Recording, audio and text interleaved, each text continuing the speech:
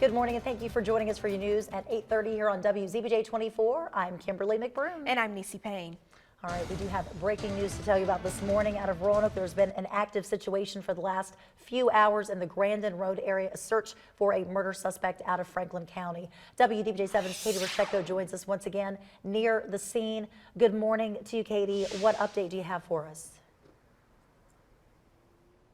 Good morning, Kimberly. Well, for those of you who are just joining us, the first thing I want to let you know is that there is a large police presence near Patrick Henry High School and that you are being asked to avoid that area. People who live near the 2100 block of Grandin Road, near Tillett Road, there's also a large police presence there, and people in that neighborhood are asked to shelter in place, lock their doors, and report any suspicious activity. And that is because of an ongoing search for this man. I want to show him there on your screen. This is Michael Brown. He is wanted for murder out of Franklin County for the murder of Rodney Brown on November 9th. Now, the police here in Roanoke were alerted after reports of from neighbors seeing a suspicious person around 4 o'clock this morning. That is what led them here, and once they arrived, they made some connections to place Michael Brown here in the area. Now, there is a $10,000 reward for information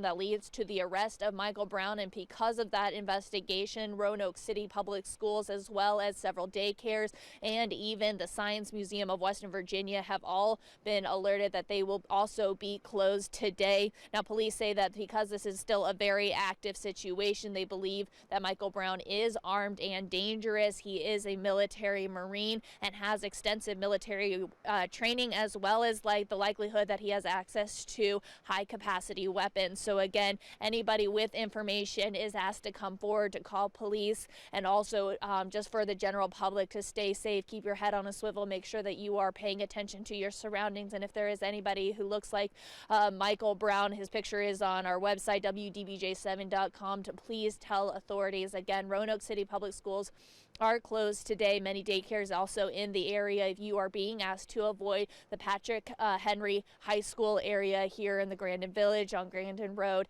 and in that 2100 block. So just a lot going on right now, still working to get more information. The police chief said that he will likely have another press conference for us at noon today, which we of course will stream on WDBJ7.com, as well as likely on air if that does happen at noon. We will also have more information on our Facebook page, and all of this in an effort to keep everyone safe, and hopefully Michael Brown will be arrested soon, and so this whole situation can be put behind us. Yeah, and Katie, the more that we show Michael Brown's picture, if someone sees him, recognizes him, they can alert authorities and they can bring him into custody, which is what needs to happen. All right, Katie, we'll check back with you a bit later for more updates. Thank you so much. A Roanoke man will be in court today for his involvement in a May shooting on Shenandoah Avenue in Roanoke. Anthony Barnett is facing charges of attempted murder and malicious wounding by mob.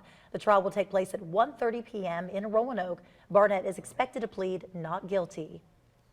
Roanoke City school officials are reviewing a report from Durham School Services about the ongoing issues with buses.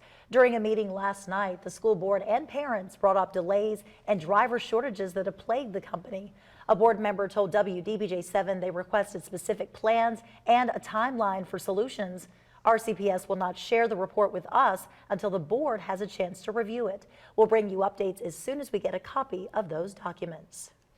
At the Montgomery County Board of Supervisors meeting, researchers unveiled some of the results of a housing study they've been working on for 18 months.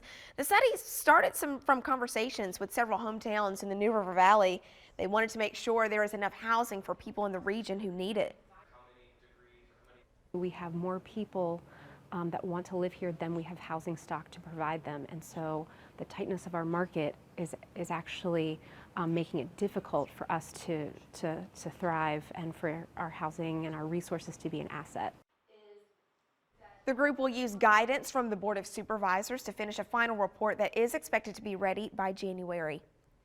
The U.S. Department of Housing and Urban Development has selected Roanoke for a new program that will help residents of public housing become more self-sufficient. HUD's regional administrator announced the new Envision Center yesterday afternoon. It will provide a one-stop shop for a variety of services that will help participants find employment and improve their lives. The difference is that we're going to have all of these providers together in one location. So instead of having to refer somebody to go for certain service or to look at their food stamps or whatever it may be, they'll be in the same building.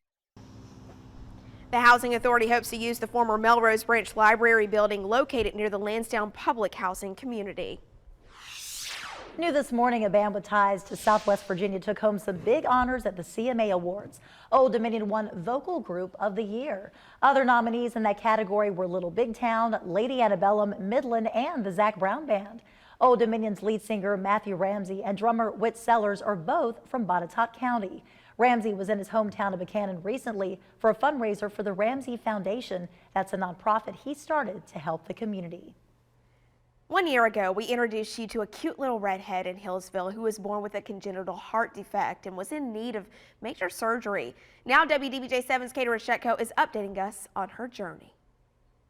After the stroke code was called, doctors rushed into little Lucy's hospital room. I've never seen so many people fit into a room that quickly. Doctors and nurses performed life-saving measures in what can only be described as organized chaos.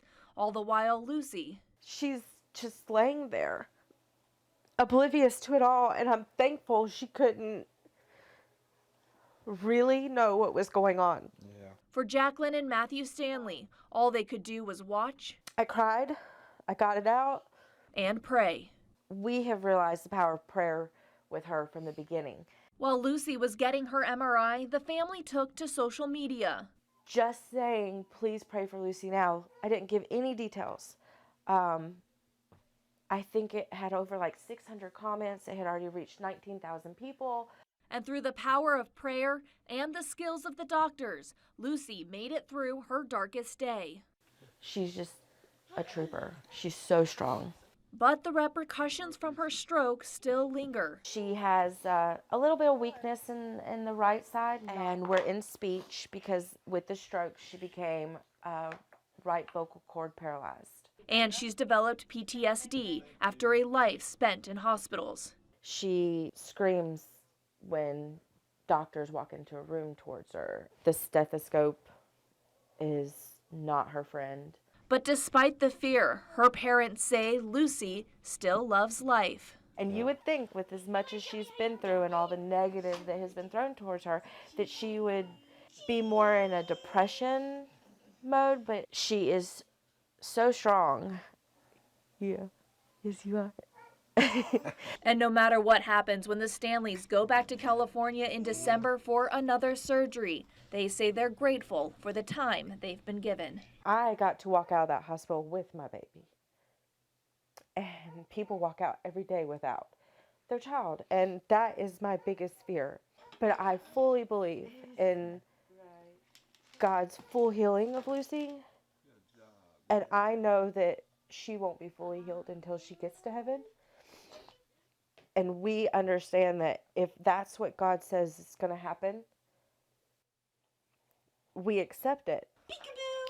I just hope it's, many, many years from now. That was Katie Mazur reporting. Now, Lucy's December heart surgery has more risk than the one that she had in March because she's already had a stroke, which makes her more susceptible to having another one. But she's a brave, strong little girl and has so many people pulling for her. I know, she is so adorable. Her smile, oh just yeah, adorable. It is awesome. So we are pulling for her. Yes, we are. And we cannot wait to give you a positive update That's the next right. time. That's what we're hoping Yes. for. Well, coming up next, a tense day on Capitol Hill was made a little bit better. Why these therapy dogs were paying a visit. On a day when impeachment hearings featured grim and grave legislators, the move was decidedly a lot lighter on another part of Capitol Hill because they had some cute pups there to visit. Take a look at your screen right there. Dogs of all shapes and sizes took over the Rayburn building as visitors stopped by for a hello. The dogs even won over the most cautious staffers. We're happy to be able to be here.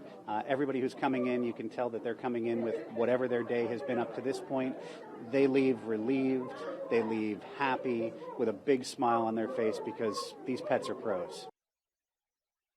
Certainly are. Well, it turns out the timing was actually accidental. This event was scheduled months ago, long before the impeachment hearings were even put on the books. Staff say it was a happy accident. Glad they were there. Yes, bringing we are. comfort. I know, I love that story.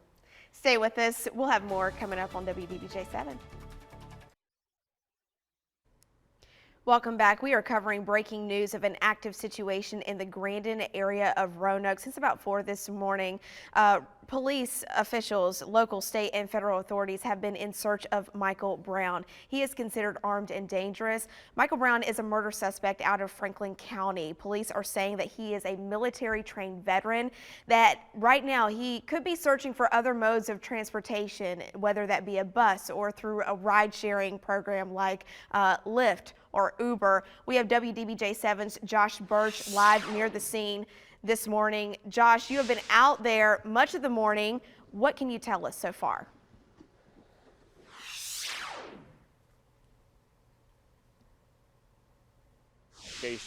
Rather, we are in the Grandin Village area right now. The main epicenter of the entire morning here has been centered around the Patrick Henry High School area, just down the road, maybe a mile and a half from where we're standing here.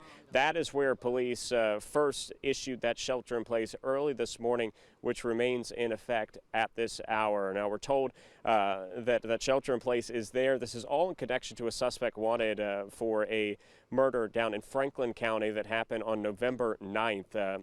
The suspect, we've been showing you pictures of him all morning long. Michael Brown was a Marine. He was based at Camp Lejeune. Police say that he does have access, or they believe he has access to high-powered rifles and other weapons that he may be carrying with him. Right now, as you mentioned, they believe that they have all the vehicles that he had access to accounted for, which would mean that he would be seeking another mode of transportation, perhaps a bus, perhaps just walking.